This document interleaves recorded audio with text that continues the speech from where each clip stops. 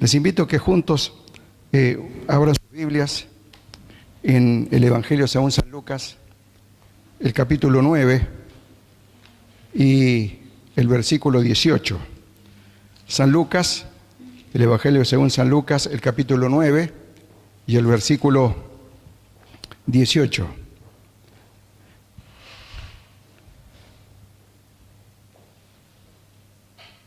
Dice allí San Lucas: y aconteció que mientras Jesús oraba aparte, estaban con él los discípulos. Y les preguntó: ¿quién dice la gente que soy yo? Esta es una de las versiones de uno de los evangelios acerca del encuentro que Jesús tuvo con sus discípulos. Un relato más completo que vamos a leer esta mañana está en San Mateo, el capítulo 16, así que yo les invito a que ustedes lo busquen, porque vamos a leer varios versículos allí. Capítulo 16 de San Mateo, de los versículos 13 en adelante.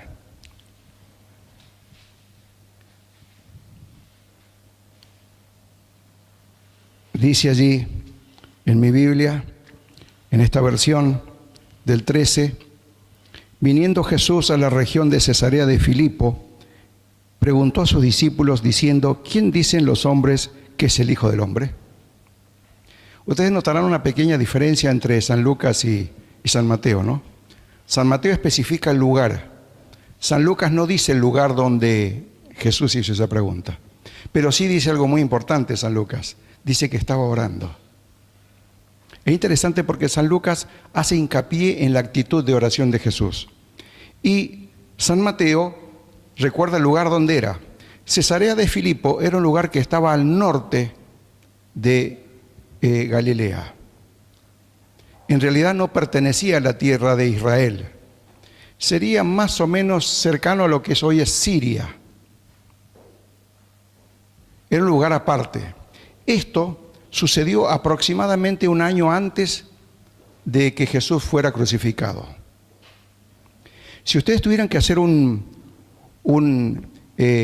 cronograma del ministerio de Jesús, que duró aproximadamente 3 años y medio, Jesús, un año antes de su crucifixión, cambió su actividad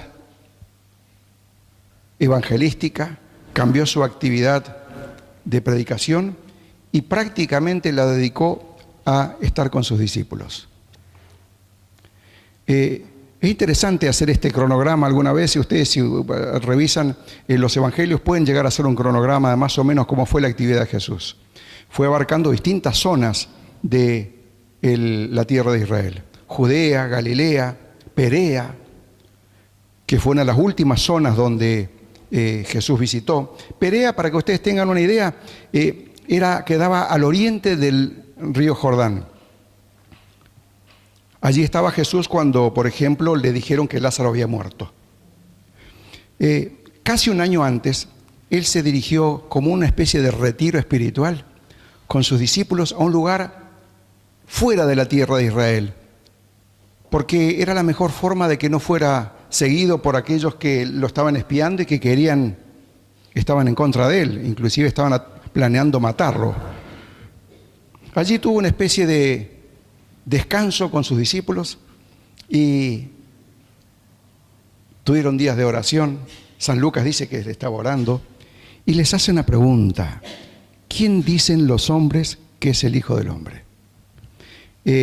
Recién veíamos en San Lucas que dice: ¿quién dice la gente que soy yo? Y esta tremenda pregunta, después Jesús la fue ampliando. Seguimos en el Evangelio de San Mateo, versículo 14 del capítulo 16, y dice: y ellos dijeron, o sea, los discípulos, unos Juan el Bautista, otros Elías, y otros Jeremías o alguno de los profetas. Ustedes saben que en la actualidad, cuando los judíos actuales celebran la Pascua, hay varios detalles interesantes de cómo se celebra la Pascua. Celebran los judíos la Pascua, o el Pesaj llaman ellos en la actualidad. En primer lugar, dicen que el lugar tiene que estar preparado en cada casa con sillones muy cómodos, de tal manera de poder estar sentado muchas horas. Es un culto largo. Y cuando está terminando la reunión de Pesaj, se deja la puerta entreabierta de la casa donde se está celebrando el Pesaj, porque ellos creen de que puede venir el profeta Elías a visitarlos. Como ellos no creen que Jesús ha venido, no creen en el Mesías, que es Jesús como el Mesías, creen que todavía está por venir y que en esa puede venir Elías. La gente decía que podía ser Juan, que Juan había muerto. ¿Se acuerdan que hasta Herodes, el rey, había pensado que Juan en una vez había resucitado y confundió a Jesús con Juan y pensaba que en una vez era Juan que había resucitado? Otros decían Elías, el poderoso profeta que había existido muchos años antes, en tiempos del rey Acab, y que había marcado al pueblo de Israel con una conducta de fidelidad. Y se sabía por los textos bíblicos de que no había muerto, sino que había ascendido al cielo en un carro de fuego, que a lo mejor había vuelto. Los discípulos tuvieron un poquito tiempo después la posibilidad de, en el monte de la transfiguración, a ver a quién, a Moisés y a Elías hablando con Jesús. Así que era natural que ellos pensaran que la gente pensara que podía ser Elías. Y otros decían Jeremías o alguno de los profetas. Pero ustedes se dan cuenta por el relato de que en realidad Jesús estaba apuntando con esta pregunta a algo muy importante. Porque el versículo 15, y les dijo, ¿y vosotros, quién decís que soy yo?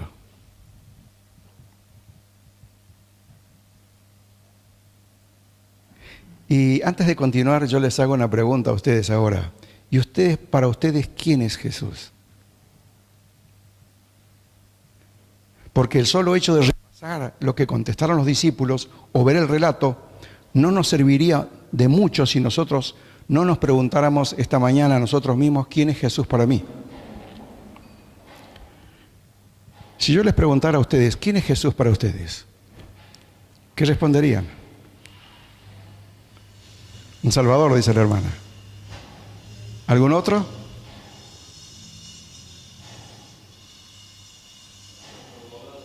¿Nuestro? Abogado. Qué bueno, ¿no? Quien nos defiende por nuestras faltas que cometemos aquí, ¿no? Que intercede por nosotros. Hoy es indispensable tener un abogado, ¿no? Frente a problemas legales. ¿Qué otra respuesta darían ustedes? ¿Quién es Jesús para ustedes?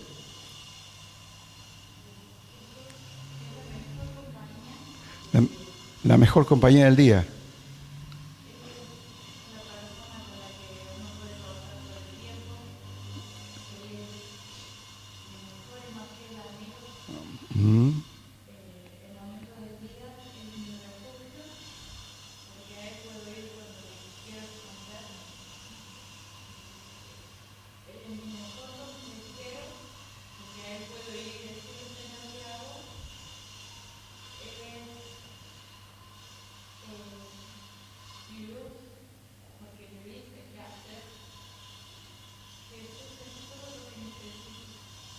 Amén. ¿Sabe que la hermana dio muchas definiciones? Amigo, mi guía, mi compañía, es todo lo que necesito.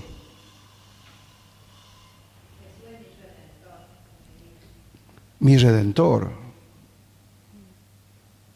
Son todas muy buenas respuestas, hermanos. Muy buenas respuestas, que van reflejando lo que nosotros sentimos por Jesús. Saben que esta pregunta es muy actual.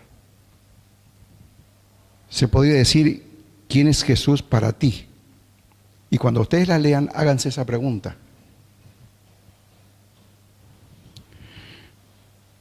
El texto sigue.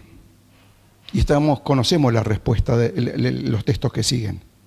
El versículo 16 dice, respondiendo Simón Pedro le dijo, tú eres el Cristo, el Hijo del Dios viviente. Entonces, en el versículo 17 dice, le respondió Jesús, bienaventurado eres Jonás, Simón, hijo de Jonás, porque no te lo reveló ni carne ni sangre, sino mi Padre que está en los cielos. O sea que la respuesta de Pedro era una respuesta que no era solo de él, sino que había sido inspirado por Dios. Y ahora les voy a hacer una pregunta, otra pregunta más, que es más difícil de responder. Que yo me la hice muchas veces cuando trataba de responder esta pregunta, ¿quién es Jesús para mí? Y en mi mente siempre han figurado las respuestas que ustedes han dado esta mañana. Mi Redentor, mi Salvador, mi guía, mi amigo, la persona que necesito cada día, mi abogado. Pero les voy a hacer una pregunta para que ustedes mediten. Es una pregunta un poco atrevida, porque pareciera que si la mala interpretan lo que yo voy a preguntar, van a pensar que yo estoy poniendo en discusión las Escrituras y no las estoy poniendo en discusión. Les hago la siguiente pregunta. ¿Pedro dio la mejor respuesta?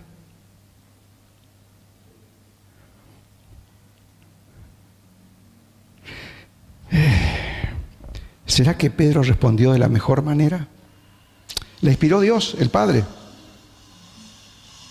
Pero cuando leemos las Sagradas Escrituras y vemos lo que Jesús, la forma en que Jesús impactó en cada persona con la cual Él se contactó, vamos a ver personas que a pesar de todo lo que Jesús hizo, no lo aceptaron, lo rechazaron, lo odiaban, lo detestaban, inclusive planearon su muerte. Hubo discípulos como Pedro, que poco tiempo después dijo, todos estos te dejarán, te negarán, pero yo no. Que inspirado por Dios, cuando se le preguntó, impulsivo como él era también, respondió, tú eres el Hijo del Dios, el Hijo de Dios. Como dice aquí, el Hijo del Dios viviente. Pero en su vida, después de haber dicho esto, justamente poco antes de morir, Jesús, pasaron cosas muy difíciles para Pedro. Inclusive lo negó. Y lo que yo voy a decirles ahora, por supuesto que es una opinión personal basada en las Escrituras. Y por ahí hasta me da un poco de vergüenza. Porque cuando uno lee el Evangelio, como hombre me da un poco de vergüenza. Porque opino que la mejor respuesta la dio una mujer. Y creo que era mejor que la respuesta de Pedro. Y no es que esté contradiciendo las Sagradas Escrituras, de ninguna manera. La dio una mujer.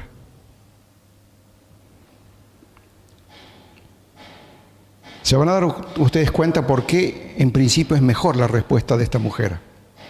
Vamos a ir al Evangelio según San Juan, el capítulo 20. Vamos a leer algunos versículos. Vamos a leer desde el versículo 1 y 2 y luego un poco más adelante. El capítulo 20, el 1 y el 2 y luego algunos versículos más adelante. El capítulo 20, el versículo 1 dice, el primer día de la semana, María Magdalena fue de mañana siendo aún oscuro al sepulcro y vio quitada la piedra del sepulcro.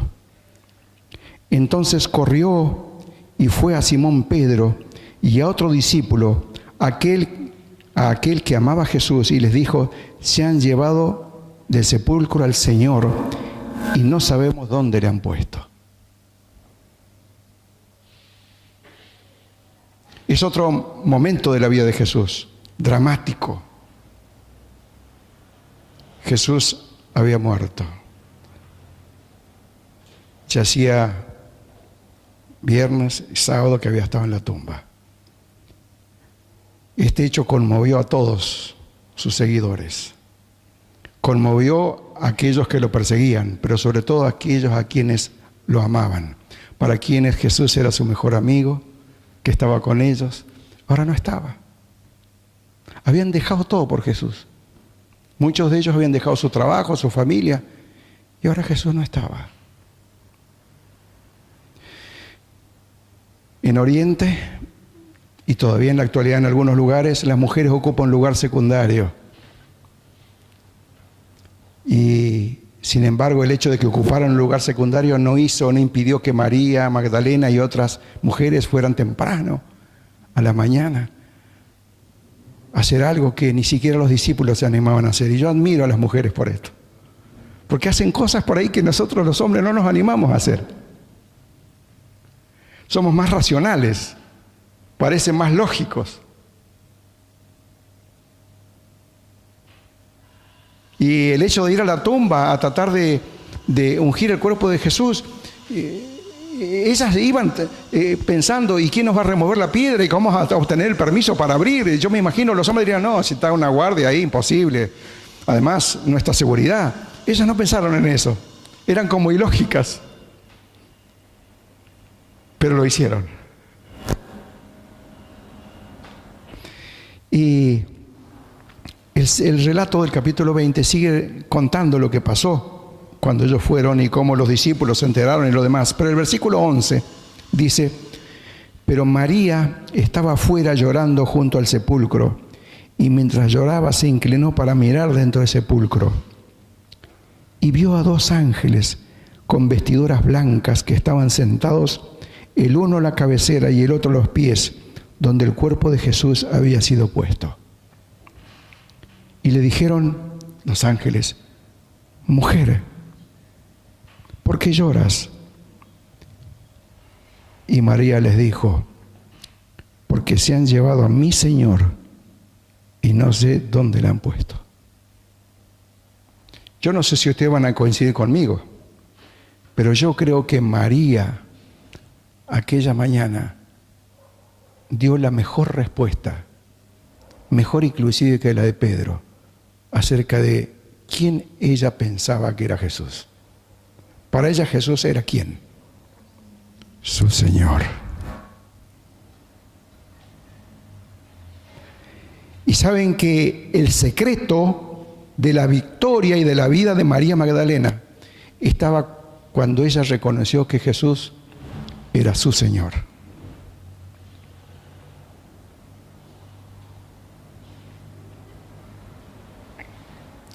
Yo tenía un amigo que ya no está, era agnóstico, con formación marxista, socialista, y fue mi socio en algunos trabajos que hicimos juntos en electrónica.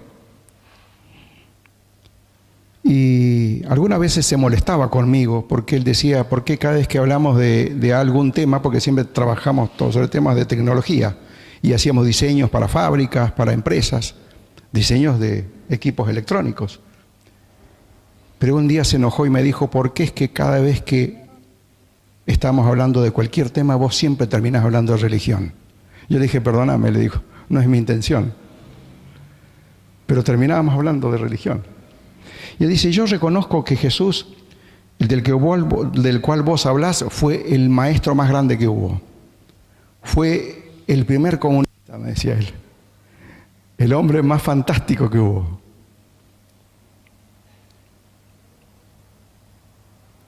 Pedro reconoció que Jesús era el Hijo del Dios viviente. Hay mucha gente que hoy reconoce a Jesús como el Hijo de Dios. Pero yo quiero que ustedes mediten en esto. ¿Por qué me parece que es la mejor respuesta? Porque para Jesús, por ejemplo, por interés puede ser nuestro Salvador, porque queremos ser salvos. Y a veces somos hasta un poco interesados. Yo creo que es bueno querer ser salvo, pero pensamos más en la salvación que en otra cosa, ¿no? O pensamos como aquel que puede estar al lado para ayudarnos, para bendecirnos. Y es bueno eso también. O que puede defendernos, como dijo nuestro amigo allí, nuestro abogado. Pero el éxito de la relación con Jesús es si nosotros reconocemos a Jesús como nuestro Señor. El hecho de que Él sea nuestro Señor significa que lo ponemos, somos siervos de Él, con inclusive un entorno muy interesante de cuando María Magdalena dijo esto, porque en tiempos de María Magdalena, el imperio que dominaba toda la Palestina y gran parte del mundo conocido en aquella época era el Imperio Romano. Y hoy las tareas serviles, que son de servicio, no son como entendidas como en aquel tiempo. En aquel tiempo, cuando Jesús, mejor dicho, cuando los discípulos dijeron, Pablo, siervo de Jesucristo, Pedro, siervo de Jesucristo, tenía una connotación mucho más seria que la que tenemos hoy como siervo. Siervo nosotros es alguien que sirve. Hace años a una empleada doméstica, que hoy es un título, empleada doméstica, se le decía la sirvienta. No se usa más, es como despectivo, ¿no? En tiempos de Jesús, en tiempos del Imperio Romano, ser siervo significaba tener la categoría de esclavo. Y esclavo, en aquella época, no tenía derecho sobre su vida, ni sobre su propiedad, ni sobre nada. El patrón, el amo, podía matarlo y nadie le iba a reclamar nada. Si estaba casado, lo podía separar a su familia y nadie le iba a reclamar nada. Podían no pagarle nunca, no tener ninguna propiedad y nadie le iba a reclamar nada. Era un siervo. O sea que si nosotros hoy reconociéramos que Jesús es nuestro Señor y nosotros somos sus siervos, desde el punto de vista de cuando se dijo esto, es un significado mucho más profundo que hoy entenderíamos como siervo y como Señor. Por supuesto, el Señor no quería que fuera ese tipo de servidumbre que oprime, que anula a la persona. Jesús dijo, he venido para que tengáis vida y la tengáis en abundancia. No como los señores de aquel tiempo. Pero María, que había estado presa bajo los demonios, cuando alcanzó a ver la luz, gracias al mensaje y a la persona de Jesús que se acercó a ella, ella se dio cuenta que lo mejor que le podía pasar en la vida era ser sierva de ese hombre que le había liberado. Pedro pensaba que Jesús, y por inspiración, era el Hijo del Dios viviente. Pero fue después Tomás, después de la resurrección, después de poner en duda la resurrección de Jesús, poner en duda la versión de María Magdalena de que Jesús había resucitado. No, son cosas de mujeres, me imagino. No les creían. Él dijo, si yo no metiera mi mano en su llaga y tocara su cicatriz, no voy a creer. Y cuando Jesús se apareció y le dijo, ven Tomás, toca. ¿Qué hizo Tomás? Se arrodilló y dijo, Señor mío y Dios mío. Tardaron los discípulos varones en comprender que Jesús, más que el Salvador, más que el abogado, más que el amigo, debía ser su Señor.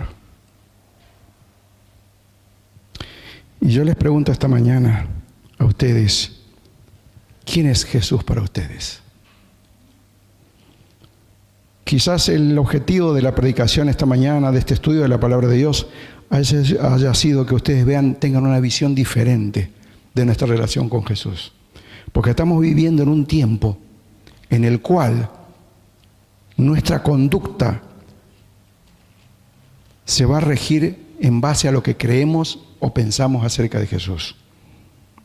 A veces podemos ser hasta egoístas al pensar, bueno, es mi Salvador, aunque también es el Salvador de ella, el Salvador de otros, ¿no? No es solo mi Salvador. Pero a menos que nosotros reconozcamos a Jesús como nuestro Señor, nuestra vida va a ser regida de una manera distinta. Porque podemos caer en el peligro de pensar que, bueno, mi vida es mi vida, yo la manejo como me parece, soy joven, tengo derecho, tengo dinero, tengo derecho, porque me lo he ganado, tengo hijos, son mis hijos. Pero al igual que en la antigüedad, si yo reconozco que Dios es, que el Señor Jesús es mi Señor, mis hijos no son solamente míos, sino también son ¿de quién? De Jesús. Así como los antiguos hijos de un esclavo de aquel tiempo no eran su propiedad, sino del Señor. De todos modos, el Señor marcó la forma de conducirnos de una forma muy distinta. Yo le invito que antes de terminar, leamos San Marcos el capítulo 10, los versículos del 42 en adelante. Porque Jesús puso una distinción, amplió el concepto que María tenía acerca de Jesús como su Señor. Lo puso en la perspectiva divina, no humana. Porque los seres humanos, cuando se nos queda pegado el título universitario en la frente, o cuando andamos con la cabeza erguida porque pensamos que somos algo, a veces actuamos de forma distinta con los demás, ¿no es así? Del 42 adelante dice: mas Jesús llamándolos les dijo: sabéis que los que son tenidos por gobernantes de las naciones se enseñorean de ellas y sus grandes ejercen sobre ellas potestad. Esos son los amos, ¿no? Pero no será así entre vosotros, sino que el que quiera hacerse grande entre vosotros será vuestro servidor.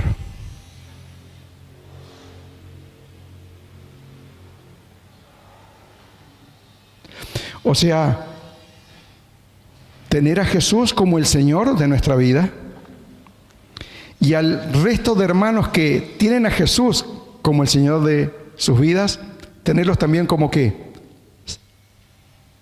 Personas a quien servir.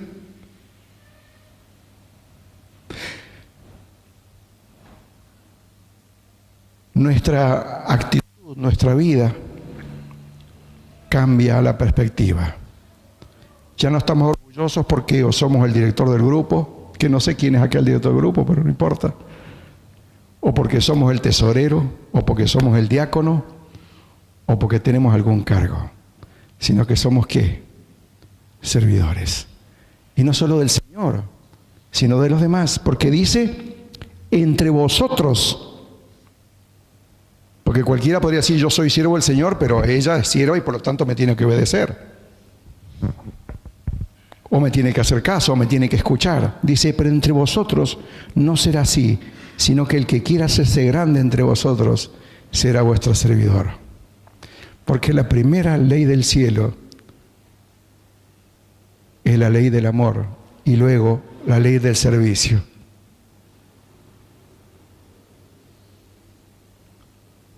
¿Saben, mis queridos hermanos? Cuando nosotros reconocemos a Jesús como nuestro Señor, toda nuestra vida tiene que cambiar. Porque todo lo que nosotros somos le pertenece a Él. Y ahora también, de acuerdo a lo que ustedes fueron diciendo, ya no nos tenemos que preocupar. Si el Señor Jesús es nuestro Señor, no debe preocuparnos por lo que pasará de nosotros. ¿Qué significa? ¿Que no trabajaremos? No. Como buenos servidores tendremos que trabajar plenamente. No ser haraganes en nuestro trabajo común ni en todas las cosas que el Señor nos mande. Porque el Señor dijo, 6 días trabajarás y harás toda tu obra. O sea que no solamente, el cuarto mandamiento no habla solamente de la observancia del sábado, ¿no? Habla de trabajar todos los días. No seremos haraganes, pero tampoco pensaremos que todo lo que hacemos es por nosotros mismos, sino por el Señor. Lo primero que haremos cuando nos despertamos a la mañana, cuando nuestra mente retorna, y digo retorna porque somos conscientes de que somos nosotros, es decir, Señor, gracias Señor por la noche que me diste. A veces a mí me ha tocado decir, Señor, esta noche no la pasé muy bien, tuve muchos dolores, no anduve bien hoy. Pero te agradezco por estar aquí otra vez. No me he levantado de la cama todavía. Gracias, Señor. ¿Qué quieres que haga, Señor, hoy? Tomo mi Biblia, lo primero que hago, ni siquiera me levanto. Tomo mi Biblia, Señor, ¿qué mensajes tienes para mí en la lectura de hoy de Revelados por tu palabra? Hoy nos tocó leer el capítulo 30 de Números, ¿no? 31 de Números, ¿no? 31, ¿no? Algunos capítulos son un poco áridos, ¿no? Un poco que parece que no los entendemos, ¿no? Pero saben que hay cosas útiles siempre y maravillosas siempre, porque Dios tiene un mensaje para nosotros. Y luego ponernos en manos del Señor. Esto puede ocurrir cuando me despierto, no sé, en un jubilado puede ser a las 7 de la mañana, 8, no sé. En muchos jubilados nos despertamos muy temprano, yo no sé por qué últimamente. Duermo 4 o 5 horas y ya me despierto. Y aunque me cueste a las 12, a las 5 de la mañana estoy despierto.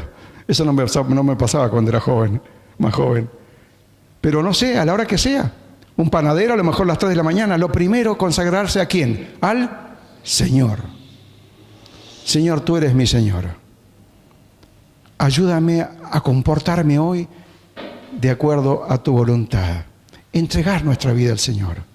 Leer su palabra, detenernos a escuchar qué es lo que Él tiene para nosotros y después durante el día ir reafirmando ese compromiso, porque en base a lo que Él nos manda sabremos de que Él va a estar siempre con nosotros, va a ser nuestro mejor amigo, nuestra mejor compañía, porque somos sus siervos. El problema es cuando por alguna razón entre los siervos y compañeros de siervos que somos, por ahí algo nos pasa y nos creemos mejor que el otro. Y entonces ya no nos comportamos como el siervo y tenemos actitudes que no son de servidor. Y esto pasa a menudo en la iglesia. Y no debiera ser así. Y después el resto de nuestra actividad, el resto de nuestras posesiones. Señor, hoy tengo planificado hacer tal inversión. Hace poco me tocó hacer una inversión relativamente grande para mí, que soy jubilado. Y estuve como 2 o 3 meses pensándola. Y mi señora me decía, decidite, porque al último se te va a pasar el tiempo, las cosas van a aumentar y no vas a saber qué hacer. Pero Señor, yo quiero saber cuándo el Señor me abre la puerta que tengo que hacer esta inversión. Cuando después de haberla hecho y al mirar hacia atrás me di cuenta cómo el Señor fue eligiendo el momento. ¿Por qué? Porque mi dinero no es mío, es del Señor. Mi vida no es mía, es del Señor. Señor, ¿qué quieres que coma hoy? Y si es por los gustos nuestros como siervos, no como siervos, y hoy cobré, me gustaría... y empieza a pasar por nuestra mente lo que nos gusta, ¿no? A algunos les gustan las cosas dulces, les gusta algunas cosas especiales que no son muy buenas para la salud, pero es el gustito que me doy. Pero no sois vuestros, dice las Escrituras. ¿O ignoráis que vuestro cuerpo es templo del Espíritu Santo? No sois vuestros. Ahí en la iglesia de Alta Córdoba, el otro día, cuando había la reunión, la semana de los 10 días de oración, sentí que había un olor asado tremendo a la entrada de la iglesia. Y digo, ¿qué pasó? Los hermanos están... Y cuando entro más adelante me di cuenta que no, al lado hay una fábrica de choripanes y venden... Entonces de ahí venía Y yo le digo a las hermanas, a ver, que estaban en el fondo de la iglesia, ¿qué están haciendo? ¿Asado acá? No, hermano, no es de nosotros, es de al lado. ¿Sabe que los occidentales estamos mal acostumbrados? Fíjense cómo el Señor había educado a su pueblo. Todo lo que significan las carnes, las grasas, que son las que dan ese olor asado, en el pueblo de Israel estaban preparados y decían, siempre van a encontrar ustedes en el Antiguo Testamento, y lo estuvimos leyendo en Números y en Éxodo, que dice, olor grato a Jehová. Ellos no pensaban en el asadito dominguero, olor grato a Jehová, hasta lo que comían. Si hoy nosotros estuviéramos educados como el pueblo de Dios y mañana estuviéramos oliendo lo que hace nuestro vecino, no pensaríamos el asadito del domingo. Estaríamos pensando olor grato a Jehová, porque así los tenía el Señor mentalizados. Si el Señor es mi Señor, yo me alimentaré con lo que el Señor me diga y me dé. Cuidaré mi tiempo Porque el tiempo es de quién es de mi Señor, no es mío. Me lo va a reclamar. ¿Cómo me vestiré? Con la moda actual. El otro día cuando hablaba con una hermana, porque noté que su hijita andaba con esos pantalones que claro, yo las primeras veces que los vi dije son pantalones rotos. Hace unos años, pero resulta que después me di cuenta, me dice, no, mi señora me dice, no, son de moda ahora.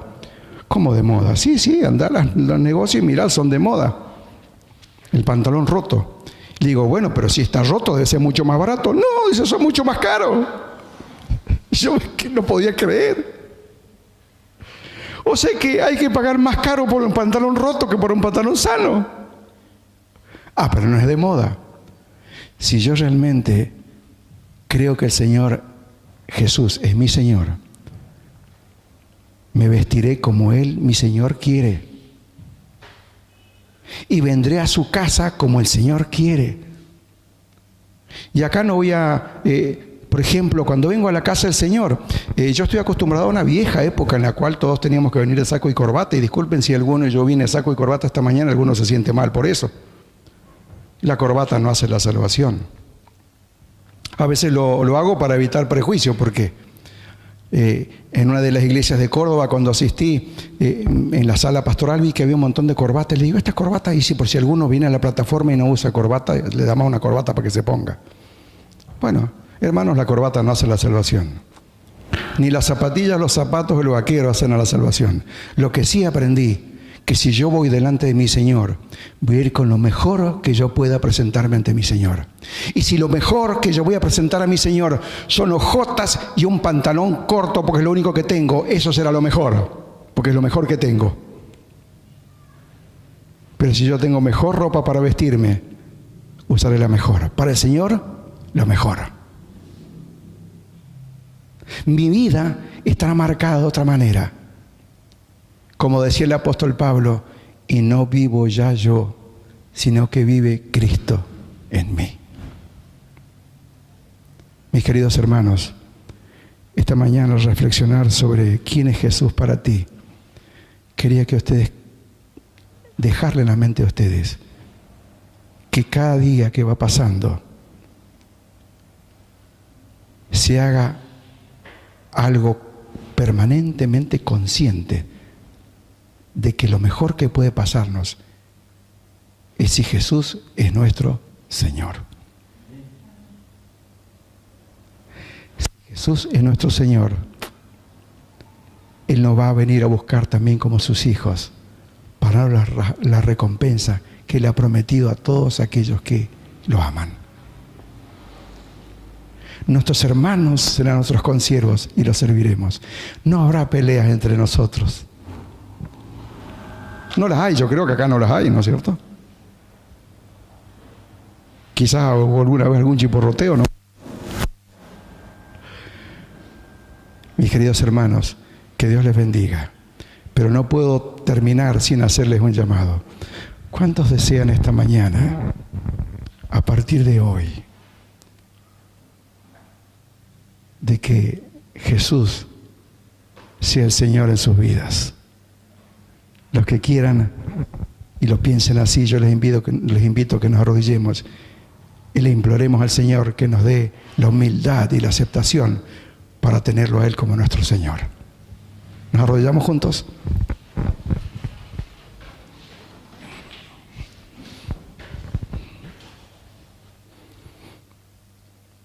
Querido Papá que estás en los cielos, te damos gracias porque tú enviaste a tu Hijo para que muriera por nosotros y para que nos diera ejemplo de cómo teníamos que comportarnos como hijos tuyos. Él, nuestro Señor Jesús, siendo el Hijo de tu Hijo, el Rey del universo, se humilló a sí mismo y se hizo menos que nosotros los hombres, se hizo siervo para darnos la vida eterna.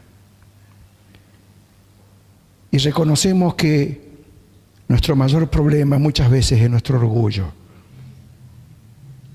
que nos impide comprender